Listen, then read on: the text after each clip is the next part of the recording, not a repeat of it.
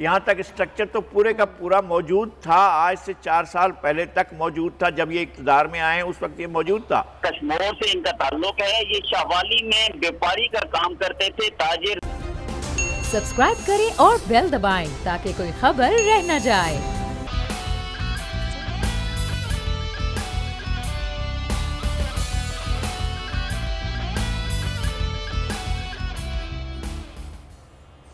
السلام علیکم ناظرین، پروگرام میں آپ کو کہیں گے خوش آمدید۔ میں ہوں مہوش تبسم اور میرے ساتھ موجود ہے بول نیوز کے ایڈیٹر ان چیف نذیر لغاری صاحب۔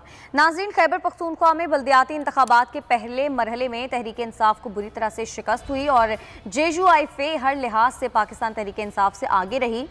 کچھ لوگ وجوہات یہ بتا رہے ہیں کہ مہنگائی کی وجہ سے ایسا ہوا، کچھ لوگ بیڈ گورننس، بیڈ پرفارمنس کو ریزن دے رہے ہیں، لیکن ساتھ ساتھ یہ بھی کہا جا رہا ہے کہ ٹکٹوں کی جو تقسیم ہے وہ بہت غلط انداز میں کی گئی، رشتہ داروں میں تقسیم کی گئیں۔ جو بھی ہو، تحریک انصاف کے لیے یہ ایک ویک اپ کال تھی اور عمران خان صاحب نے نوٹس لیا اس بات کا، انہوں نے پارٹی تنظیموں کو تحلیل کر دیا ہے اور ایک نئی تنظیم کا اعلان کیا ہے۔ اسد عمر پارٹی کے سیکرٹری جنرل جبکہ عامر کیانی ایڈیشنل سیکرٹری جنرل ہوں گے، اور پارٹی چیئرمین نے جنوبی پنجاب سمیت 5 صوبائی صدور کا بھی اعلان کر دیا ہے۔ لغاری صاحب، پہلے تو یہ بات کریں گے کہ جو بلدیات میں ناکامی ہوئی ہے پاکستان تحریک انصاف کو، اور JUIF جس کے بارے میں کوئی سوچ بھی نہیں سکتا تھا، وہ پاکستان تحریک انصاف سے آگے نکل گئی، آپ کو اس کی کیا وجہ لگتی ہے؟ اس لیے کہ PTI نے لوگوں کو مایوس کیا، لوگوں کی امیدوں کو ملیا میٹ کیا، ایک اچھی گورننس نہیں ملی لوگوں کو، اور اب یہ بہانہ بنایا جا رہا ہے نہیں، وہ پارٹی کے لوگ کچھ ناراض ہو گئے تھے، گروپ بندیاں بن گئی تھیں، یہ ہوا تھا وہ ہوا تھا، ٹکٹوں کی غلط تقسیم ہوئی تھی۔ ٹکٹوں کی کوئی غلط تقسیم نہیں ہوئی تھی، اور غلط تقسیم بھی ہوتی ہے جب عمران خان کا نامزد بندہ ہوتا ہے تو وہ کہیں بھی جیت جاتا ہے، لیکن اب وہ صورتحال نہیں ہے۔ فرشتوں کو بھی ٹکٹ دیتے تو وہ بھی ہار جاتے، اللہ نہ کرے، میں اللہ تعالیٰ سے معافی کا خواستگار۔ یہ کسی کو بھی کہتے، یہ کچھ بھی نہیں، ان کو جہاں بھی اب لائیں گے وہ آگے نہیں چل سکیں گے۔ جو ابھی انہوں نے تنظیم کا اعلان کیا ہے، سیکرٹری جنرل تو شاید کچھ رہ جائیں کچھ عرصے کے لیے ان کے ساتھ، صوبائی صدور جو بنائے گئے ہیں وہ بھی ان کے ساتھ بہت عرصے تک نہیں رہ سکیں گے۔ اچھا، وہ بھی دیکھیں، کنگز پارٹیوں کا انجام یہی ہوتا ہے، جن کو بھی اس طرح سے لایا جاتا ہے اس کے بعد پتہ چلتا ہے۔ کنونشن لیگ سے شروع ہوئی تھی کنگز پارٹی جو ایوب خان نے بنائی تھی، ایوب خان جب صدارت سے ہٹے تو پھر اس کے بعد پارٹی تتر بتر ہو گئی، ملک کی صدارت سے ہٹے تھے۔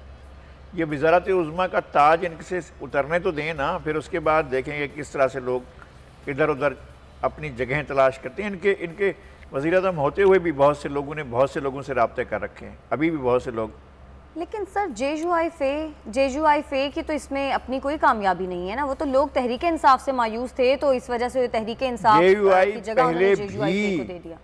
JUI کے جو سربراہ ہیں مولانا فضل الرحمان، ان کے والد بھٹو صاحب کے دور میں بھی وزیر اعلیٰ بنے تھے، تو ان کی پارٹی کا ووٹ بینک وہاں موجود ہے۔ اچھا، اور ان کی پارٹی نے خیبر پختونخوا میں بڑی کامیابیاں حاصل کی تھیں، مولانا مفتی محمود کامیاب ہوئے تھے، اور مولانا شہید الحق کامیاب ہوئے تھے، مولانا عبدالحق کامیاب ہوئے تھے، مولانا غلام غوث ہزاروی کامیاب ہوئے تھے، اور باقی چند ایک سیٹیں تھیں جن پر دوسری جماعتیں جیتی تھیں۔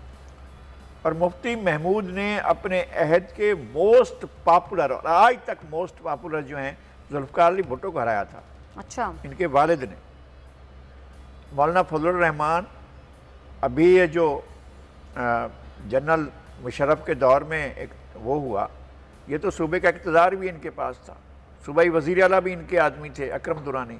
تو یہ کہنا کہ ان کی کوئی بنیاد ہی نہیں ہے، یہ ٹھیک نہیں ہے۔ صحیح، ان کا ووٹ بینک بھی ہے، ان کی بنیاد بھی ہے، لیکن کسی زمانے میں کبھی نہ کبھی کسی نہ کسی وقت ضرورت پڑ جاتی ہے ایک بادشاہوں کی پارٹی کی، تو پھر بادشاہوں کی پارٹی بن جاتی ہے، اور یہ ضرورت جو ہے ہر 8-10 سال کے بعد پیش آتی رہتی ہے، تاکہ لوگوں کو ایک نیا دکھایا جائے کہ جناب دیکھیں ہم ایک ہیرا نکال کے لائیں، بعد میں چلتا ہے ہیرا نہیں تھا بھائی، یہ ہم خامخواہ اس کو ہیرا سمجھ رہے ہیں۔ اچھا، لیکن چلیں JUIF کی تو خوشی کی وجہ سمجھ آتی ہے نا، ظاہر ہے وہ جیتے ہیں، لیکن مسلم لیگ نون اور پیپلز پارٹی کس بات خوشیاں منا رہے ہیں؟ ان کی شکست کی خوشیاں منا رہے ہیں کہ خود تو انہوں نے بھی کا کوئی خاص کارکردگی نہیں دکھائی. ان کو جتوانے کے لیے جو پھرتیاں ہوتی تھیں وہ نہیں لگائی گئی ہیں. اگر ان کی جتوانے کے لیے پھرتیاں کی جاتی ہیں تو شاید وہ جیت بھی جاتے ہیں. اچھا مسلم لیگ نون کی تو ویسے سمجھ بھی آتی ہے کہ چلیں پی ڈی ایم کا بھی وہ حصہ ہے تو ان کو لگ رہا ہے کہ مولانا فضل الرحمان کی پارٹی اگر جیتی تو چلیں ان میں بھی وہ سمجھ رہے ہیں کہ ان کی جیت ہے, لیکن پیپلز پارٹی کا تو کوئی دور دور تک نہیں وجہ سمجھ میں پیپلز آتی. پارٹی کے کچھ لوگ کامیاب ہوئے ہیں اکا دکا, لیکن اصل بات ووٹ بینک کی ہے کہ 50, 55, 60 سے زیادہ ووٹ, 1000 سے زیادہ ووٹ اگر وہ لیتے ہیں پشاور میں تو پھر آپ کو کنسیڈر کرنا پڑے گا. اسی طرح سے باقی جو خیبر پختونخوا میں الیکشن ہوئے ہیں, اگر ووٹرز کی موجودہ تعداد کو گنی جائے تو کسی پارٹی سے کم نہیں ہے, انہوں نے بڑے ووٹ لیے ہیں. تو یہ ووٹ آگے جا کر میٹر کریں گے جب آپ کے الیکشن ہوں گے. بلدیات کے ادارے جو ہیں وہ یا تو آزاد ارکان کے پاس ہیں یا پی ٹی آئی کے پاس, جے یو آئی کے پاس ہیں, تو پی ٹی آئی کی حتمی شکست ہو گئی ہے. اچھا, اور یہ شکست آئینہ دار ہے کہ پنجاب میں بھی ہو رہی ہے. پنجاب میں شاید الیکشن کرائیں نہ کرائیں یہ پتہ نہیں ہے, اور باقی جگہوں پر بھی. سندھ میں تو یہ کبھی آئے ہی نہیں تھے, ڈائریکٹ کراچی میں آئے تھے, اور کراچی میں بھی جو لوگ جیتے تھے اب انہیں دیکھنا ہے کہ وہ کوئی نئی سیاسی مسافری سوچتے ہیں یا اسی پہ جگہ پر رہتے ہیں. میری اطلاعات ہیں کہ کئی لوگوں نے ادھر ادھر رابطے شروع کر دیے ہیں. اچھا لگائی صاحب آپ نے بات کی کہ ٹکٹوں کی جو تقسیم غلط ہوئی, اس بات کو آپ نہیں مانتے, لیکن جو پی ٹی آئی رہنما حشام انعام نے بلدیاتی الیکشن سے پہلے وزیر اعظم عمران خان کو ایک خط لکھا تھا, اس میں انہوں نے اس بات کی نشاندہی کی تھی کہ علی امین گنڈاپور نے ان کے جو سیاسی مخالفین ہیں ان کو ٹکٹ دیا ہے. تو اس طرح کی تو چیزیں ہوئی تھی نا. دیکھیں مت تو ماری جاتی ہے, کبھی بھی ماری جائے. معلوم ہوگا کہ یہ بھی اس گیم کا حصہ تھا. پتہ یہ چلے گا کہ علی امین گنڈاپور بھی پارٹی کی شکست میں اپنا کردار ادا کر رہے تھے. یہ وزراء بھی اپنا کردار ادا کر رہے تھے. جس نے محمود خان کے رشتہ دار کو, جس نے پرویز خٹک کے رشتہ دار کو, جنہوں نے اسد قیصر کے رشتہ دار کو, یہ سارے بھائی بھتیجے اپنا الیکشن لڑ رہے تھے, جنہوں نے ان کو ہروایا وہ بھی اپنی پارٹی کے لوگ تھے. انہوں نے کردار ادا کیا, اور یہ کردار خاموش کردار نہیں تھا, یہ اوپن کردار تھا, سوچا سمجھا کردار تھا, اور انہیں یہی سائن کیا گیا تھا. اچھا, اب جو نئی تنظیم وزیر اعظم نے بنائی ہے تو اب بلدیاتی انتخابات کا جو دوسرا مرحلہ ہوگا, آپ سمجھتے ہیں کہ اس میں کوئی فائدہ ہو سکے گا؟ میرے خیال یہ ہے کہ دوسرا مرحلہ ڈیلے ہو جائے گا. جی, انہوں نے خط بھی لکھا ہے الیکشن کمیشن کو, پاکستان تحریک انصاف نے. انہوں نے موسمی حالات وجہ بتائی ہے, لیکن کیا لگائی صاحب واقعی موسمی حالات ہی وجہ ہیں یا ان کو بھی تیاری میں ٹائم چاہیے؟ دیکھیں اس سے پہلے بھی دسمبر میں الیکشن ہوئے ہیں. جنرل الیکشن جو ہوئے تھے وہ 7 اور 17 دسمبر کو ہوئے تھے 1970 میں, اور 1970 کے الیکشن دسمبر میں ہی ہوئے تھے, اور سارے ملک میں یہی سردی کی حالت تھی. اس سے زیادہ تھی. اب تو گلوبل وارمنگ کی وجہ سے کراچی میں بھی ہم لوگ کوٹ نہیں پہنتے ہیں, جرسی بھی نہیں پہنتے ہیں, سویٹر بھی نہیں پہنتے ہیں. کراچی میں تو لوگ رات کو پنکھا چلا کر سو رہے ہیں. اس سائیڈ پر تو اس سائیڈ پر بھی گرمی کی وہ سطح نہیں ہے نا جس سطح میں وہ آج سے 50 سال پہلے تھی. صحیح, اس وقت تو سردی زیادہ تھی, اب تو سردی اتنی نہیں ہے. لیکن ابھی بھی بہت ٹھنڈ ہے, برف میں باری کہہ رہا ہوں کہ مجموعی طور پر برف باری بھی ہو رہی ہے, تو ٹمپریچر وہ نہیں ہے جس میں وہ لوگ زندگی گزارتے ہیں. ٹھیک ہے, تو پھر کیا وجہ ہے اس کی یہ غیر سیاسی وجوہات ہیں. وہ یہ کہ خوف ہے شکست کا, تو اس وجہ سے وہ ماحول سازی کا کام کر رہے ہیں, لیکن ہوگی نہیں ماحول سازی. تو مطلب وہ چاہ رہے ہیں کہ ان کو ٹائم مل جائے تاکہ کچھ تیاری وغیرہ ہو جائے, تاکہ کچھ نہ کچھ مینجمنٹ کر لی جائے, لیکن مینجمنٹ ہو نہیں سکے گی. اور الیکشن کمیشن کیا ان کی درخواست مان لے گا آپ کو لگتا ہے, اور ڈیلے ہو جائیں گے؟ یہ الیکشن کمیشن پر منحصر ہے. میں نے کہہ دیا کہ نہیں کریں گے تو مجھے نوٹس آ جائے گا. میں کہوں گا کریں گے تو انہوں نے کہا آپ ہماری طرف سے کیوں بول رہے ہیں. اچھا لگائی صاحب, زرداری صاحب نے بیان دیا ہے اور اس بیان نے بڑی ہلچل مچا دی ہے. وہ کہتے ہیں کہ وہ فرماتے ہیں کوئی طریقہ یا فارمولہ بتائیں, ہم یہ کہتے ہیں کہ پہلے ان کو گھر بھیجو, اس کے بعد ہم کوئی طریقہ بتائیں گے. یہ کس طرف اشارہ کریں ہیں زرداری صاحب؟ زرداری صاحب نیک سیرت لوگوں کی طرف اشارہ کر رہے ہیں, اچھے لوگوں کی طرف اشارہ کر رہے ہیں, اور ان لوگوں کی طرف سے جن کی امیدیں پوری نہیں ہوئی ہیں اس سرکار سے, اور جنہوں نے نہ صرف ان کو بلکہ پورے ملک کو ایک سنگین بحران سے دوچار کر دیا ہے. اب انہیں بھی اور پورے ملک کو بھی، زرداری صاحب کو بھی اور سیاسی سٹیک ہولڈرز کو سب کو کوئی راستہ نکالنا ہے۔ اچھا، وہ راستہ نکالنے سے پہلے وہ یہ کہتے ہیں کہ ہم 100 بالٹیاں بھی نکال لیں تب بھی کوئی مسئلہ حل نہیں ہوگا، اصل بات یہ ہے کہ جو موجود ہیں ان کو تو نکالیں نا، پھر اس کے بعد بات ہوگی۔ یہ شاید اس مولانا فضل الرحمان صاحب یہ کہتے ہیں کہ اگر زرداری صاحب نے اس طرح کا کوئی بیان دیا ہے تو ان کو چاہیے کہ وہ نام بھی بتائیں، کس نے ان کو کہا ہے فارمولہ بتانے کا؟ مولانا فضل الرحمان ایک ان کے آپس میں ذاتی دوستی بہت گہری ہے، زرداری صاحب کی اور مولانا فضل الرحمان کی۔ میرے خیال میں وہ ایک دوسرے کو بتا بھی چکے ہوں گے، لیکن بیان دینا تو اپنا اپنا حق ہے نا، کہ کوئی کسی طرح کا بھی بیان دے دے۔ اچھا لگائی صاحب، نواز شریف صاحب کے واپس آنے کے حوالے سے بڑی قیاس آرائیاں ہو رہی ہیں۔ یاز صادق صاحب گئے ہیں لندن اور وہ یہ کہہ کے گئے ہیں کہ میں نواز شریف صاحب کے ساتھ آؤں گا، تو آپ کو لگ رہا ہے کہ نواز شریف صاحب واپس آئیں گے اور ان کے آنے میں کوئی کسی ڈیل کا نتیجہ یہ ہو سکتا ہے؟ ایک تو یہ کہ نواز شریف صاحب اس پاور سٹرکچر میں ایک پرانے کھلاڑی کی حیثیت رکھتے ہیں۔ جب وہ سن 2000 میں اس ملک کو چھوڑ کر چلے گئے تھے اور اس وقت سزا یافتہ تھے، انہیں سزا ہوئی تھی، ان کی سزا مؤخر ہوئی، ان کی سزا کے خلاف میاں نواز شریف نے اپیل بھی کر رکھی تھی، اور اپیل پر کوئی فیصلہ بھی نہیں آیا تھا اور ان کو باہر بھیج دیا گیا تھا، اور وہ چلے گئے تھے فیملی سمیت، ملازمین سمیت، کک سمیت، اور اپنے تمام اٹیچی کیس اور بستر سامان سمیت گئے تھے۔ اچھا، اور جس محل میں گئے تھے میں نے ان سے وہاں پر ملاقات بھی کی تھی، اور بہت اچھی جگہ پر جا کر رہے تھے، لیکن وہ اس پاور سٹرکچر کے ایک پلیئر ہیں۔ وہ موقع دیکھتے ہیں کہ اس وقت کیا صورتحال ہے اور اس صورتحال میں کیسے۔ میں ایک خاص بات بتاتا ہوں کہ جب میں ان کے ساتھ بیٹھا ہوا تھا تو ان کے ایک چودھری صاحب ہوا کرتے تھے جو ان کو اخبارات پڑھ کر سنایا کرتے تھے، تو ایک خبر کو انہوں نے 3-4 بار سنا میرے سامنے۔ شیخ رشید صاحب کی خبر تھی کہ اگر محترمہ بے نظیر بھٹو کے بارے میں کورٹ کا فیصلہ ان کے خلاف آیا تو ہماری شرائط پر بات ہوگی، اگر حکومت کے خلاف آیا تو پھر ان کی شرائط پر بات ہوگی۔ تو اس طرح سے میاں نواز شریف صاحب کو یہ معلوم تھا کہ مینجمنٹ کس طرح سے ہو سکتی ہے، چیزوں کو کس طرح سے مینیج کیا جا سکتا ہے اور پھر کس طرح سے صورتحال ہو سکتی ہے۔ تو فیصلہ تو جو بھی آیا ہو، وہ فیصلہ اس سے پہلے آیا تھا، اس کے بعد نہیں آیا تھا، اور لیکن اس کے بعد کوئی فیصلہ نہیں آیا، لیکن میاں صاحب آ گئے تھے۔ میاں صاحب تو آ کر واپس بھی بھیجے گئے تھے، آپ کو پتا ہے کہ اسلام آباد میں لینڈ کیا تھا، لیکن لینڈنگ سے پہلے ایک ماحول بن چکا تھا کہ وہ آئیں اور گرفتار کر لیے جائیں، پھر ان کے لیے ریلیف ہو، پھر ان کے لیے محاذ کھول دیا جائے، ان کے راستے کھول دیے جائیں، وہ رہنے دیا جائے، ان کو الیکشن میں نہ آنے دیا جائے، کوئی مسئلہ نہیں ہے، 4-5 سال گزار لیں گے اور پھر اس کے بعد وہ وزیر اعظم بن کر آئیں گے۔ یہ تھا ہمارا، یہ میاں نواز شریف کا پلان نہیں تھا۔ میاں نواز شریف نے اقتدار کے جن مراکز سے اپنا تعلق قائم کیا تھا، یہ ان کے ساتھ مل کر پلان کیا گیا تھا کہ ایسے ہوگا۔ اب بھی انہوں نے کہیں نہ کہیں سے مل کر ایک پلان کر لیا۔ شہباز گل صاحب یہ کہتے ہیں کہ برطانیہ سے ان کی جو بے دخلی ہے اس کو سیاسی واپسی بنایا جا رہا ہے، کیونکہ وہ کہتے ہیں کہ ان کا ویزے میں توسیع نہیں ہوگی، ریجیکٹ ہو جائے گا، تو ان کو واپس آنا ہی آنا ہے۔ یہ ان کو کیسے پتہ چل گیا شہباز گل صاحب کو کہ ان کا ویزا ریجیکٹ ہو جائے گا؟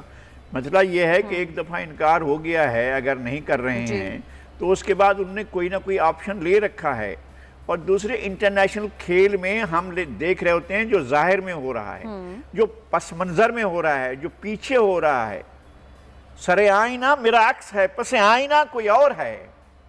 اصل بات یہ ہے کہ پس آئینہ جو کھیل ہوتا ہے اس کو ہم نہیں دیکھ رہے ہوتے ہیں نا۔ شہباز گل تو معصوم ہے، بچے ان کو کیا پتا ہے کہ کیا کھیل ہوتا ہے پس منظر میں، اور کس طرح سے میاں صاحب آ جاتے ہیں، اور پنجاب کا اقتدار میاں صاحب کو دے دیا جاتا ہے عملاً عمدن، یعنی ایک اسٹے چلتا ہے کورٹ کا۔ شہباز شریف صاحب الیکشن نہیں لڑ سکتے تھے، لیکن اور اس کے لیے ڈسکوالیفیکیشن بھی تھی، کورٹ نے اسٹے دے دیا، اور اس کے بعد انہوں نے الیکشن لڑا، کامیاب ہوئے، وزیر اعلیٰ بن گئے، اور پھر اسٹے پر چلتے رہے۔ معاملہ تو اس طرح سے تھا، اور پنجاب کا اقتدار ان کے پاس تھا۔ پھر جب یہ سارے معاملات صاف ہو گئے، کیسے ہوا کہ ایک کورٹ جو ہے ٹائم بار ہو چکا ہے، اس کے بعد اپیل میں کیسے جا سکتے ہیں؟ لیکن عزت مآب سپریم کورٹ نے ٹائم بار اپیل کو سنا اور انہیں ایکویٹ کیا، اور پھر اس کے بعد وہ منتخب ہو کر وزیر اعظم بن کر آ بھی گئے۔ لیکن لغاری صاحب عمران خان صاحب یہ کہتے ہیں کہ نواز شریف صاحب کو کیسے رہا کیا جا سکتا ہے؟ جو شخص عدالتوں سے ہی نااہل ہے اس کو کیسے سزا ان کی ختم ہو سکتی ہے؟ اگر عمران خان صاحب کے ہاتھ میں ہوگا تو نہیں رہا کریں گے، اگر وہ چیزیں عمران خان صاحب کے ہاتھ میں نہ ہوئیں تو نہیں کر سکیں گے، سیدھی سی بات ہے۔ معلوم ہوگا کہ عمران خان صاحب تو ایک بات کر رہے ہوں گے لیکن وہ بات ہو نہیں رہی ہوگی، تو معلوم ہوتا کبھی کبھی ایسا بھی ہوتا ہے کہ پانی سر سے گزر جاتا ہے اور پلوں کے نیچے پانی بہتا ہوا دور تک جا چکا ہوتا ہے اور پل پر بیٹھے آدمی کو پتہ ہی نہیں چلتا ہے کہ کیا ہو چکا ہے۔ تو یہ جو مسند پر رونق افروز ہیں یہ یہیں بیٹھے رہ جائیں گے اور پانی بھی گزر جائے گا اور چیزیں بھی گزر جائیں گی، ان کو پتہ نہیں چلے گا۔ لیکن جو سابق گورنر پنجاب رفیق رجوانہ صاحب ہیں وہ وزیر اعظم کے اس بیان پہ کہتے ہیں کہ یہ توہین عدالت کے زمرے میں آتا ہے۔ وہ کہتے ہیں کہ وزیر اعظم صاحب کیسے کہہ سکتے ہیں، یہ تو عدالتوں کا کام ہے نا، وہ فیصلہ کر سکتے ہیں کہ سزا ختم ہو سکتی ہے یا نہیں ختم ہو سکتی۔ نہیں، وہ صحیح کہہ رہے ہیں۔ اصل یہ ہے کہ کورٹس کے بارے میں، کورٹس کی ججمنٹس کے بارے میں میں تو خیر بہت ہی عام آدمی ہوں، میری کوئی حیثیت نہیں ہے۔ وزیر اعظم کے منصب پر فائز کوئی بھی شخص کورٹ کی ججمنٹ کے اور ایڈوانس ججمنٹ کے بارے میں، ججمنٹ ہو چکی پھر آپ تبصرہ کرتے رہیں جی ٹھیک فیصلہ نہیں تھا، اس میں گڑبڑ تھی، یہ ہوا وہ ہوا، آپ کہہ سکتے ہیں۔ نہیں، انہوں نے ایسی تو کوئی بات نہیں کی، وہ بس یہ کہہ رہے ہیں کہ ان کی سزا کیسے ختم ہو سکتی ہے، وہ تو نااہل ہیں۔ کورٹ کا کام ہے نا، وہ کورٹ کی حیثیت میں ہے کیا ان کے پاس یہ پوزیشن ہے کہ وہ بیٹھ کر عدالت کے منصب پر جا کر وہ بیٹھیں اور فیصلہ کریں؟ نہیں ہوگا۔ کورٹ کسی بھی صورت میں، اچھا یہ روکنا چاہتے تھے روک لیا، یہ 60 ارب مانگ رہے تھے تو یہ جانے ہی نہ دیتے نا۔ نہیں، میں یہ کہہ رہا ہوں کہ 60 ارب مانگ رہے تھے، یہ ضمانت کے طور پر جمع کرانا چاہ رہے تھے، 50 روپے پر کیوں چھوڑ دیا تھا انہوں نے؟ یہ تو دیکھتے رہ گئے، 4 ہفتے کی ضمانت ہوئی تھی اور 4 ہفتے کے بعد 4 مہینے ہو گئے۔ اب تو اگر یہ اسی طرح معاملہ چلتا تو 4 سال بھی ہو جاتے، لیکن ابھی تو یہ 2 ہی سال ہوئے ہیں، 2 سال سے کچھ ہی اوپر ہوئے ہیں، تو ابھی تک آپ واپس ہی کیوں نہیں بلوا سکے؟ اچھا عزت مآب جناب وزیر اعظم صاحب نے ازراہ عنایت و کرم یہ کیوں نہیں کیا کہ کورٹ میں جا کر کہیں کہ جناب وہ ضامن کو بلائیں تو صحیح، 50 روپے کے ضامن کو بلائیں تو صحیح، ان سے پوچھیں تو صحیح کہ جناب آپ اپنے برادر بزرگ کو کیوں نہیں لائے ہیں؟ تو وہ تو اتنا بھی نہیں کر سکے۔ جو وزیر اعظم بیچارے اتنا بھی نہ کر سکیں، وہ کل بیٹھ کر عدالتی فیصلوں پر کوئی اپنا وہ کریں گے، روک لیں گے؟ نو، ایسی کوئی چیز نہیں ہوگی۔ اچھا لغاری صاحب، مسلم لیگ نون کے حوالے سے بھی میں بات کرنا چاہوں گی۔ ابھی آج کل اس طرح کی باتیں بہت زیادہ ہو رہی ہیں کہ کہا جا رہا ہے بار بار کہ اگر وزیر اعظم کے طور پر کسی کو بھی آگے لایا جاتا ہے تو وہ شہباز شریف صاحب ہوں گے، مریم نواز نہیں ہوں گی۔ اور مریم نواز بھی اس طرح کی باتیں کری ہیں کہ اگر نواز شریف صاحب نے یہ فیصلہ کیا کہ شہباز شریف صاحب ہی وزیر اعظم بنیں گے تو مجھے تو خوشی ہوگی، میرے وہ چچا ہیں۔ کیا آپ کو لگتا ہے وہ دل سے یہ بات کہہ رہی ہیں؟ لیکن دل کا حال خدا جانتا ہے اور مجبوریوں کو بھی اللہ تعالیٰ جانتا ہے۔ بعض دفعہ ایسا بھی ہوتا ہے کہ ہم جب جنگل سے گزرتے تھے تو بہت ڈرتے تھے، اور باہر سے کوئی بھی بلی کی بھی آواز آتی تو اللہ کرے یاری بلی ہی آ جائے ہمارے ساتھ، یا کوئی اور کسی جانور کی آواز آتی یار وہ جانور زندہ جانور ہی آئے، وہ آ جائے بے شک ہمیں کر لے، لیکن یہ تو اندیکھی بلائیں ہیں، وہ ان سے تو جان چھوٹے۔ تو ان کا مسئلہ یہ ہوگا کہ بھئی کچھ بھی ہو، چلیں ٹھیک ہے کوئی نہیں، شہباز شریف صاحب ہی آ جائیں لیکن ان سے تو آئے نا۔ تو میرے خیال میں اس طرح کی، لیکن ایسی پوزیشن نہیں ہے۔ یہ پیشین گویاں ہو رہی ہیں، باتیں ہو رہی ہیں کہ شہباز شریف صاحب آ رہے ہیں۔ اس وقت تو پی ایم ایل این یا پیپلز پارٹی کوئی بھی ٹیک اوور کرنے کو تیار نہیں ہے۔ اس ملک کے اندر جو انہوں نے حشر کیا ہے اس کو ٹیک اوور کرنے والے کے لیے دل چاہیے۔ ان کو تو 4 سال ہوئے ہیں، 4 سال بھی پورے نہیں ہوئے آئے کو، تو پہلے جو پہلے والا یہ اتنی گڑبڑ جو ہے پہلے والوں نے کی ہوئی تھی۔ یار اپنے دور کی تو بات کرو، انہوں نے قرضے لے لیے تھے، اتنے قرضے آپ نے لے لیے، وہ کیوں؟ سارا کچھ انہوں نے تو نہیں خراب کیا نا، وہ تو نہیں خراب جو کیا ہے وہ تو انہوں نے وہاں کی جو بریک لگی ہوئی تھی یا جہاں بھی بریک لگی اس کے آگے جو خرابیاں وہ تو آپ نے کی ہیں نا۔ اب جو قرضہ اتنا ہی قرضہ جتنے انہوں نے لیے تھے، زرداری صاحب جن نے جتنا قرضہ لیا تھا انہوں نے تو 4 مہینے میں اتنا قرضہ لے لیا، انہیں جو 5 سال میں قرضہ لیا تو وہ بھی انہوں نے لیا، زرداری صاحب نے لیا۔ جو انہوں نے قرضے لیے وہ بھی نواز شریف نے لگ لیا۔ بھائی آپ نے لیے، ڈی ویلیو کس نے کیا ہے؟ یہ آپ کہہ رہے ہیں کہ ہم نے 1.5 لاکھ کمپنیوں کو سیکورٹی ایکسچینج میں رجسٹرڈ کیا ہے۔ اور بھئی اگر آپ نے اس میں رجسٹرڈ کیا ہے تو روزگار کہاں ہے؟ لوگوں کو کہاں، اپنی اکنامی کیوں نہیں ٹھیک ہو رہی ہے؟ آپ اس طرح سے ڈی ویلیو کرتے جا رہے ہیں کرنسی کو، یہ کیا ہوا ہے؟ کتنا آپ اور ڈی ویلیو کریں گے اور کتنی آپ ڈکٹیشن لیں گے؟ اتنی ڈکٹیشن پوری آئی ایم ایف کی ہسٹری میں کسی نے نہیں لیے جو ڈکٹیشن انہوں نے لیے اور قبول کیا اور مانی اور لوگوں کے اوپر عذاب مسلط کر دیا۔ اب اعلان کیے بغیر وہ منی بجٹ بھی ڈگا دیا ہے، تو آپ اس طرح کی کیا باتیں ہیں؟ ٹھیک ہے لغاری صاحب، مجھے بریک لینی ہے. بریک سے جب ہم واپس آئیں گے تو رجحان کی کچھ بات کریں گے. ہندو مغوی تاجر جو کہ 30 روز سے لاپتہ ہے، اغوا کیا گیا ہے، ان کو ابھی تک بازیاب نہیں کروایا جا سکا، اور ان کی جو اہل خانہ ہیں وہ اس وقت سراپا احتجاج ہے، انہوں نے بھوک ہڑتال بھی کی ہوئی ہے. اس پر بات کریں گے، ساتھ رہیے گا.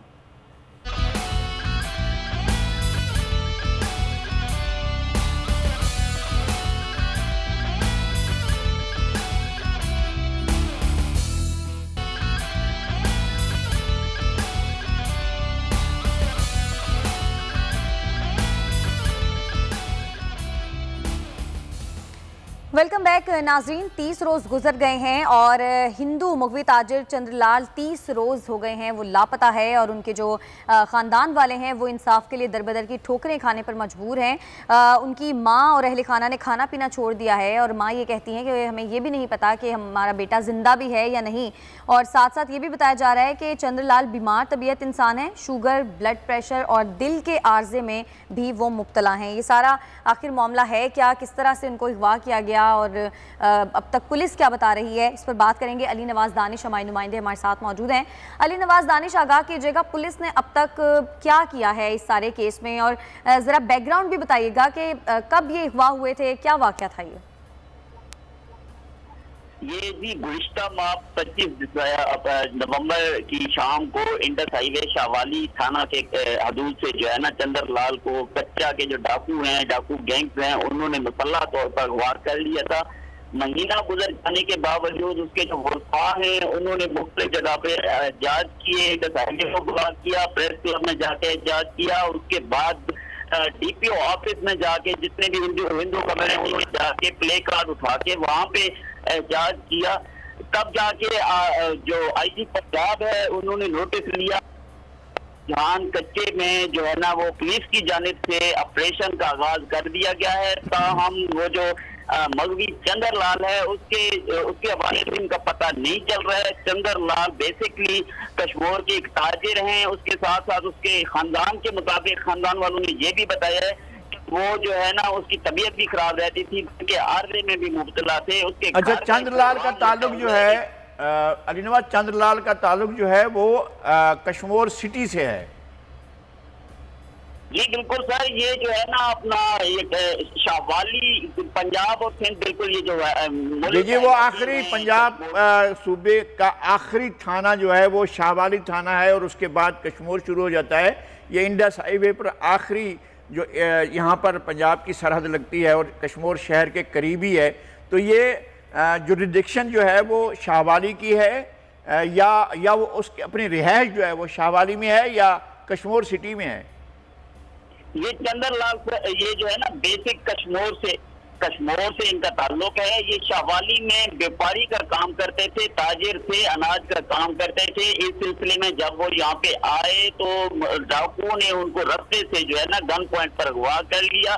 اب 1 مہینہ ہو گیا ہے، اس کا کوئی پتہ نہیں چل رہا. یہ بھی نہیں معلوم ورثاء کے مطابق کہ چندر لال زندہ ہیں، نہ تو ان کے پاس کسی قسم کی ڈیمانڈ کے لیے کال کیا گیا ہے، نہ اس کا پتہ چل رہا ہے. پنجاب پولیس راجنگ پور ڈی پی او کے پاس جب بھی جاتے تھے ورثاء کے مطابق ان کو خالی دلا کے 2 دن میں آپ کو خوشخبری دیں گے، آپ کا بندہ ریکور کرائیں گے. اس طرح ہوتے ہوتے جب بالکل ہی وہ تنگ ہو کے انہوں نے پریس کلب رجحان میں احتجاج کیا، وہاں سے میڈیا کے ذریعے انہوں نے اپیل کی. اس کے بعد ڈی پی او کے آفس میں گئے، وہاں پہ احتجاج کیا. آخر کار تنگ آ کر انہوں نے انڈس روڈ جو ہے قومی شاہراہ ہے اس کے اوپر احتجاجی دھرنا دے کے وہ بیٹھ گئے. تب جا کے یہ جو اپنا آئی جی پنجاب ہے اس نے ڈی پی او آپ کا کیا خیال ہے کہ اس کی ڈاکوں کے قبضے سے رہائی میں پولیس مددگار ہو سکتی ہے یا مقامی ذمہ دار اور وڈیرے جو ہیں وہ مددگار ہو سکتے ہیں؟ سر پولیس کی جانب سے دیکھا جائے تو یہاں پہ فارمیلٹی تو کر رہے ہیں، پولیس کر رہے ہیں یہاں پہ، کیونکہ کچا میں آپ جو ڈاکو گینگز ہیں وہ بہت زیادہ ہیں. مطلب یہ ہے کہ ہر کاسٹ سے وہاں پہ گینگ آپ کا یہ خیال نہیں ہے کہ ان کی کوئی نہ کوئی سرپرستی بڑا آدمی کر رہا ہوتا ہے؟ डेफिनेटली यहाँ के मकामी जो ताकतवर हैं वो उनको लाजमी तौर पे सपोर्ट कर रहे हैं। एक तो उनको ताकतवर सपोर्ट कर रहे हैं, वडेरे सपोर्ट कर रहे हैं, दूसरा उनकी जो कम्युनिटी है उनकी तरफ से सपोर्ट किया जा रहा है। पुलिस की जाने से यहाँ पे ऑपरेशन तो होते हैं, लेकिन उनके जो उनके बाद का जो रिजल्ट निकलता है वो बिल्कुल सिफर निकलता है। देखिए ये बात सामने आई है दरिया की उस तरफ भूंग के इलाके में और दूसरे इलाकों में शाहवाली के इलाके में और इसके जो बंगला इच्छा है इसके इलाकों में यहाँ पर भी जो बड़ी तादाद में लाकानूनियत होती है तो उसमें भी मकामी असरात मौजूद होते हैं और मकामी लोग जो हैं किसी ना किसी तरह से इनकी सरपरस्ती करते हैं। बल्कि ये जो पुलिस होती है वो भी उनके साथ मिली हुई होती है। तो ये जो दरिया के इस तरफ होता है तो दरिया के उस तरफ भी यही सूरत हाल हो सकती है।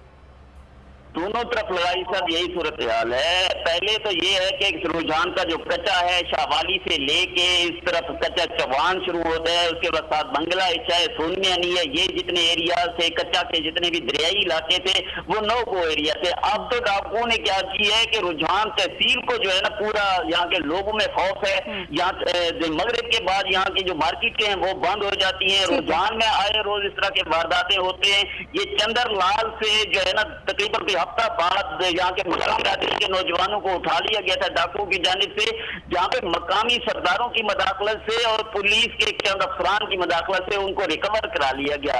अब हिंदू बिरादरी उनका ये कहना है कि हमें इस बात का वो जो है ना सलाह दी जा रही है कि हम मुसलमान नहीं है, क्या हम पाकिस्तानी नहीं है। 1 महीना नहीं, मेरे ख्याल में ये एक बहुत ही तशवीशनाक है और सिंध पुलिस को भी इसका नोटिस लेना चाहिए और पंजाब पुलिस को इसका नोटिस लेना चाहिए। आपको चंद साल पहले की बात मालूम होगी जब यहाँ से हिंदू बिरादरी के बहुत से लोगों ने नकल मकानी की थी जैकोबाद ज़िला से, तो वो चले गए थे, इंडिया चले गए थे और एक तकलीफ दे मंजर था जब लोगों ने नकल मकानी शुरू की थी। तो हुकूमत को, पुलिस को और ख़ास तौर पर पंजाब पुलिस और सिंध पुलिस को करना चाहिए और यहाँ के जो मकामी वडेरे हैं उनको भी अपना किरदार अदा करना चाहिए, क्योंकि किसी न किसी हद तक डाकुओं की सरपरस्ती किसी न किसी की तरफ से हो रही होती है और चंद्रलाल को बाकायदा बाजियाब कराना चाहिए ताकि उनकी फैमिली में कोई सुकून हो। बिल्कुल, बहुत शुक्रिया आपका अली नवाज दानिश, आप हमारे साथ मौजूद डिटेल से इस बारे में बात कर रहे थे। लगाई साहब आगे बढ़ते हैं, ग्रीन लाइन के हवाले से बात करते हैं। आज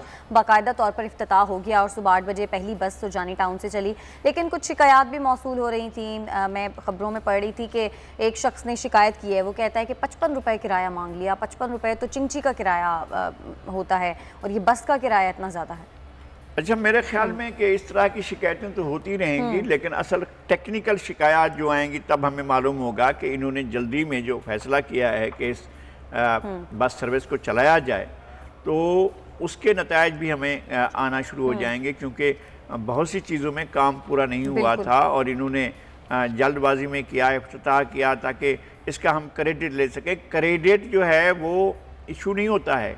क्रेडिट आपका ख्याल ये है कि कराची के लोग जो हैं इस खूबसूरती में आकर के जनाब आपने जिनके लिए ये चला दी है सर्विस, लोगों को मालूम है कि भी किस दौर में शुरू हुआ, कब इसकी तकमील हुई, कैसे मुकम्मल हुआ और कैसे आपके दौर में डिले हुआ, इन तमाम चीज़ों का लोगों को इल्म है। वो हम जितने भी तराने गाएँ कि जनाब ये बड़ा काम हो गया इनके दौर में, तो वो ये यहाँ तक जहाँ तक ये बना हुआ है, यहाँ तक स्ट्रक्चर तो पूरे का पूरा मौजूद था। आज से 4 साल पहले तक मौजूद था। जब ये इक़्तिदार में आए उस वक्त ये मौजूद था और उसके बाद जो है इन्होंने उसमें जो नट बोर्ड लगाने थे या पेज का काम करना था या कुछ चीज़ें लगानी थी, उसमें इन्होंने वक्त लगा लिया। अब भी BRT पूरा नहीं बना था तो इन्हें इफ्तिताह कर दिया था, अब भी इसका इफ्तिताह कर दिया है। अब अल्लाह करे कि ये ट्रैफिक चलता रहे और अगर इससे लोगों को फ़ायदा होता है तो ज़रूर होना चाहिए, लेकिन ये सुरजानी से नुमाइश तक एक आ जाएगा, ये सफ़र चलेगा तो इससे लोगों को सफरी सहूलतें होंगी, लेकिन 20 बसों के चलने से इस शहर की ज़रूरत पूरी नहीं होगी। मास ट्रांजिट का एक वसी मनसूबा बहुत ज़रूरी है। अंडरग्राउंड रेलवे हो या आपको सरफेस पर रेलवे है हो या आपका वो जो KCR है, अगर वो बहाल होता है तो ही लोगों के मसाइल हल होंगे। ये नुमाइशी इक़दामात लोगों के ट्रैफिक के मसाइल हल नहीं कर सकते। अच्छा, गवर्नर सिंध ने ये भी अपील की है शहरियों से कि बसों को पान और गुटखे से बचाएं, क्योंकि लगाई साहब जो पहले वाली बसें हैं खैर वो तो बहुत पुरानी हैं, लेकिन पान और गुटखा तो हर जगह देखने को मिलता है कराची में। तो लगता है आपको लोग इस पर अमल करेंगे? मेरा ख्याल है कि इन्हें चाहिए है कि उसका किराया जो है वो 55 रुपए रख लिया है तो जो पान खा रहा हो या गुटखा खा रहा हो उसका जुर्माना 500 रुपए कर दें तो फिर वो सफ़र करते हुए एहतियात करेगा कि भी मैं ऐसा ना करूं। अगर इस तरह से कर सकते हैं तो ये उनके हुकूमत के अपने बस में है। फिर ये कि गवर्नर साहब सूबे के बहरहाल आइनी सरबराह हैं, वो इस तरह का वज़ीर आज़म से भी वज़ीर आला से भी कह सकते हैं या उसकी इंतज़ामिया जो बनी है उससे भी कह सकते हैं कि भाई इस तरह का कोई रूल्स बना दिए जाएं। आप कानून नहीं बना सकते, रूल्स बना दिए जाएं कि भाई इस पर पान गुटखा खाना या इस तरह की थूकना, इस तरह का गंद करना ये जो है खिलाफ कानून है और कानून की सज़ा इतनी होगी तो हो सकता है। अच्छा, अभी लोगों को ना उसके कार्ड के रिचार्ज करने की भी समझ नहीं आ रही, इस तरह की भी कुछ चीज़ें खबरें, ज़ाहिर है लोग इतने पढ़े लिखे नहीं होते तो ये भी चीज़ लोगों को समझ नहीं आ रही कि इस कार्ड को कैसे रिचार्ज करना है, क्योंकि पहले जो बसों में सफ़र करते थे वो तो उसी टाइम किराया देते थे और सफ़र कर लेते थे। अभी इसमें ज़रा थोड़ा सा इन्होंने इसको अपग्रेड किया है तो इस तरह होगा कि कार्ड होगा, उसको रिचार्ज करेंगे जैसे हम अपना फ़ोन रिचार्ज करते हैं। तो इसका भी तरीका बताएं, यानी अगर जिन्होंने चलाया है तो उनने बहुत से अगर अमराज को उसका इलाज किया है तो इस मर्ज़ का भी इलाज करें कि लोगों को पता तो चले कि हम अपने इस कार्ड को चार्ज कैसे कराएं। आप जो है सोशल मीडिया में बताएं, आप मीडिया में रेगुलर मीडिया में बताएं कि जी आकर इस तरह से आप इसको करें तो ये मसला हल हो सकता है। लेकिन ये ऐसा मसला नहीं है कि जिसको हल ना किया जा सके। जिसने सफ़र करना होगा वो बाहर किसी से पूछ पाछ कर ही सफ़र कर लेगा। अच्छा, 10 जनवरी से बस सर्विस कह रहे हैं मुकम्मल तौर पर फ़ाल हो जाएगी और दोपहर 12 बजे तक हर 5 मिनट के बाद एक बस चला करेगी, तो इससे तो ट्रैफिक के मसाइल काफ़ी हद तक कंट्रोल हो सकते हैं उस साइड पर। मैं ये कह रहा हूँ कि इस ट्रैफिक के मसाइल आपको दो तरह से आएंगे। अब मैं इलाका बताना शुरू करता हूँ आपको। सुरजानी टाउन से हुआ जी, उससे पीछे से यानी जो लियारी के आबादकार जिनको आबाद किया गया था लियारी में, वहाँ से फिर खुदा की बस्ती, फिर सुरजानी टाउन, फिर नॉर्थ कराची, फिर न्यू कराची, फिर नॉर्थ नाज़िमाबाद, उसके बाद जो है नाज़िमाबाद, फिर उसके बाद ये सारी आबादी और उस तरफ को, बल्कि लियाकताबाद सफ़र करने वाले जो लियाकताबाद की तरफ से जाकर सफ़र करते थे वो भी इस तरफ आ जाएंगे। इसलिए अल्टीमेटली तो पहुँचना नुमाइश पर है, नुमाइश पर पहुँचेंगे। लेकिन जब नुमाइश पर एक रश आप हर 5 मिनट के बाद छोड़ रहे होंगे तो उसका एग्जॉस्ट कहाँ से करेंगे, कैसे वहाँ से लोगों को निकाल कर आगे की ट्रांसपोर्ट क्या होगी, कैसे मिलेगी, कैसे वो पहुँचेंगे। जो पीछे का सफ़र जो है वो 20 मिनट में करके आ चुके हैं या 25 मिनट में करके आ चुके हैं, तो अब आगे का सफ़र जो है उनसे किस तरह से कराएंगे, तो इसको भी ज़रूर सोचें। लेकिन अगर कोई हुकूमत पाकिस्तान में कराची शहर में मास ट्रांजिट के लिए काम करेगी तो लोग उसके एहसान मान होंगे। इसके लिए भी वो नवाज शरीफ की भी मेहरबानी है और वो सूबाई हुकूमत की भी मेहरबानी है और इनकी भी मेहरबानी है कि इन्होंने चलाया है, लेकिन ये काफ़ी नहीं है। लेकिन सिंध हुकूमत को तो सोचना चाहिए ना इस बारे में। जी बिल्कुल बनाना चाहिए। सिंध हुकूमत को ऐसे प्रोजेक्ट बनाने चाहिए शहरियों के लिए और शहरियों के सफ़र की सहूलतें जो है उनको फराहम की जाए। ठीक है लगाइश साहब, ब्रेक ले। ब्रेक से जब हम वापस आएंगे तो बाबा कौम बानी पाकिस्तान कायद आज़म मोहम्मद अली जिन्ना की बात करेंगे, जिनका आज 140वां यौम पैदाइश मनाया जा रहा है।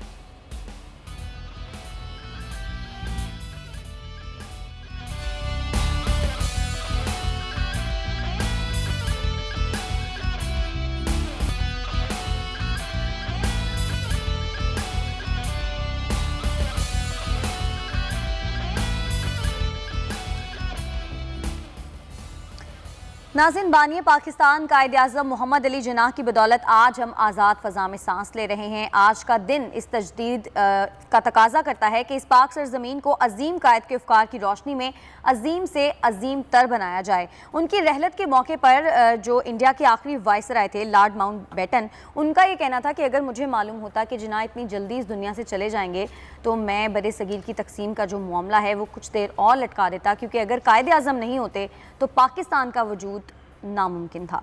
लगाई साहब, कायद आज़म का बड़ा एहसान है हम पर कि हम उनकी बदौलत आज आज़ाद फ़ज़ा में सांस ले रहे हैं। क्या कहेंगे आप आज कायद के बारे में? देखिए, मैं समझता हूँ कि 20वीं सदी के जितने भी पॉलिटिकल लीडर्स हैं, अगर उनकी एक सफ़े वाला बनती है तो उसमें इंतहाई मुमताज़ सियासतदान कायद आज़म मोहम्मद अली जिन्ना है। कायद आज़म मोहम्मद अली जिन्ना ने हज़ार बरस से एक कौमी तशख़्ख़ुस रखने वाली रियासत को एक आज़ाद रियासत में तब्दील किया है। यानी ये ज़मीन जो है जहाँ से इस वक्त पाकिस्तान का जोग्राफिया है, कश्मीर से लेकर और काशगर के साथ मिले हुए पाकिस्तान के इलाके से लेकर वाखान से लेकर और यहाँ तक जितना भी پاکستان کا جغرافیہ ہے، یہ تاریخی انٹیٹی ہے، یہ دریائے سندھ اور اس کے معاون دریاؤں کا جو خطہ ہے وہ تاریخی طور پر ہمیشہ جب لوگ بات کرتے تھے ہند اور سندھ کی بات کرتے تھے، ہند انڈیا ہے اور سندھ جو ہے وہ یہ ہے، اور اس کی قدرتی تقسیم جو ہے وہ یہی تھی جو قائد اعظم نے کی ہے۔ اس کو ہمارے حکمران طبقے نے اس جغرافیے کی تاریخی حیثیت کا ادراک نہیں کیا ہے اور اس کو اس حیثیت میں نہیں لیا ہے۔ انہوں نے قائد اعظم سے بہت سی چیزیں منسوب کر دی ہیں جو قائد اعظم کا اپنا تصور نہیں تھا۔ قائد اعظم کا تصور ان کی 11 اگست 1947 کی تقریر میں موجود ہے، اور قائد اعظم نے اپنے آئین کا خاکہ جو پیش کیا تھا وہ بھی اس کے اندر موجود ہے، لیکن ریاست کے ایسے عناصر اس پر آ گئے ہیں، حاوی ہوئے ہیں، جنہوں نے قائد اعظم کے تصورات کے برعکس کیا ہے، سب کچھ کیا ہے۔ قائد اعظم نے جو تصور دیا تھا پاکستان کا، اس کی لوگوں کو ہوا تک نہیں لگنے دی گئی۔ پہلے دن جب قائد اعظم کی تقریر ہوئی 11 اگست کو، تو اس تقریر کو سینسر کر دیا گیا، نہیں چھپے گی یہ تصویر، اور یہ پاکستان کے پہلے سیکرٹری جنرل چودھری محمد علی نے کیا تھا۔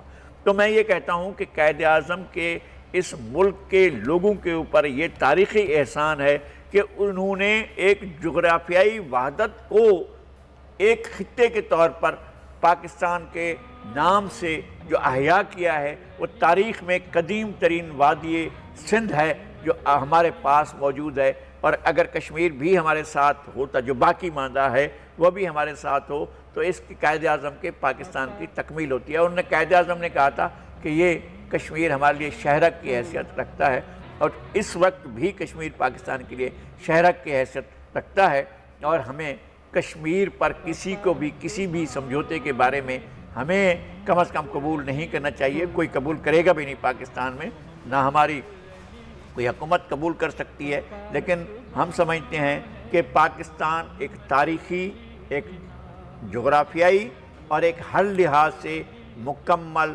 مملکت کا درجہ رکھتی ہے۔ لغاری صاحب، قائد کا فرمان تھا تنظیم اتحاد ایمان، ہم نے قائد کے فرمان پر عمل کیا؟ قائد اعظم کا جو فرمان تھا وہ یقین محکم تھا، اور تنظیم تھا، اور اعتماد اور اتحاد تھا۔ اس کے بارے میں ہم نے قائد اعظم کے تصورات کو ہم نے نہیں اس کو اپنے زندگیوں میں اس پر عمل نہیں کیا۔ ہم اگر بحیثیت مجموعی تمام اداروں کا احتساب کیا جائے تو ہم نے قائد اعظم کی فکر، قائد اعظم کے تصورات، قائد اعظم کے خیالات، اس کو ہم نے بدنصیبی سے اون نہیں کیا۔ ہم اب بھی قائد اعظم کے تصورات سے بہت دور ہیں، اور اس میں بہت سے لوگ اس کے ذمہ دار ہیں۔ انہوں نے کشمیر اپنا ایسٹ پاکستان بنایا تھا، ہمیں وہ بھلا دیا گیا، ہم اس پر بات ہی نہیں کرتے ہیں۔ بھائی اسلامی وحدت کی وجہ سے تو وہ ہمارے ساتھ شامل ہوا تھا، آپ نے ان کے ساتھ اسلامی بھائی چاروں جیسا رقبہ، اچھا پھر ان کے ساتھ آپ کیا کر رہے ہیں؟ بالکل پاکستان کے موجودہ جغرافیے کے ساتھ آپ کیا کر رہے ہیں؟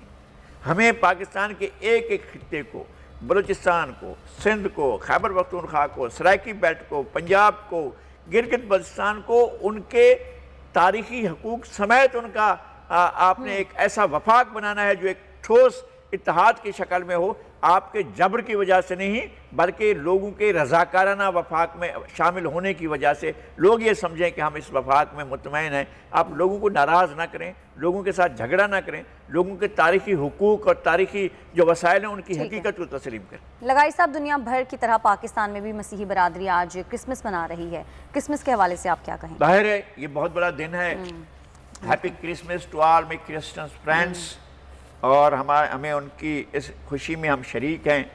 میں نے وہ ڈوم دیکھا ہے، ویٹیکن سٹی کے دیکھا ہے۔ ویٹیکن سٹی میں آج جہاں سب سے زیادہ رش ہوگا، لوگوں کا ایک ہجوم ہوگا، لوگ اپنا کرسمس کے ایونٹ کو منا رہے ہوں گے، اور وہ جو کھلا میدان ہے اس میں لوگوں کا ہجوم ہوگا، اور جو ڈوم ہے اس کے پاس لوگ پہنچیں گے، اور جو اندر ہال بنے ہوئے ہیں جہاں مائیکل انجولیو کی بڑی زبردست قسم کے مجسمے بنے ہوئے ہیں وہ ہوں گے، ایک بہت بڑا ایونٹ ہوگا۔ اور دنیا بھر میں جہاں جہاں مسیحی ہیں وہ سانتا کروز اور کرسمس ٹری کے ساتھ اپنے کیک کاٹ رہے ہوں گے۔ ہم ان کی ان تمام خوشیوں میں شامل ہیں، اور ہم سمجھتے ہیں کہ پاکستان کے لوگوں کو ان کے ساتھ مل کر خوشی منانی چاہیے۔ لغاری صاحب، کرسچنز کو ہمارے ملک میں وہ حقوق مل رہے ہیں جن کے وہ حقدار ہیں؟ دیکھیں خود مسلمانوں کو مل رہے ہیں کیا؟ نہیں۔ جو باقی ہمارے لوگ ہیں، ہمیں فرقوں میں بانٹ دیا گیا اور کہا کہ تم اس فرقے کے، وہ فلاں اس فرقے کا ہے، اور فرقہ بندی کو جو ہے ہم زور دیا گیا، ایک فرقے کو چڑھا دیا گیا، دوسرے فرقے کو اتار دیا گیا، اور فرقوں کے اندر بھی ان کی روایتی جو خوبصورتی تھی اس کو بھی نکالنے کی کوشش کی گئی، اور ان کے اندر بھی ایک تشدد کا عنصر ڈالا گیا ہے۔ ٹھیک ہے لغاری صاحب، بہت شکریہ۔ ناظرین، آج کے پروگرام سے اتنا ہی، کل پھر سے آپ کی خدمت میں حاضر ہوں گے، تب تک کے لیے ہمیں اجازت دیں، اللہ نگہبان۔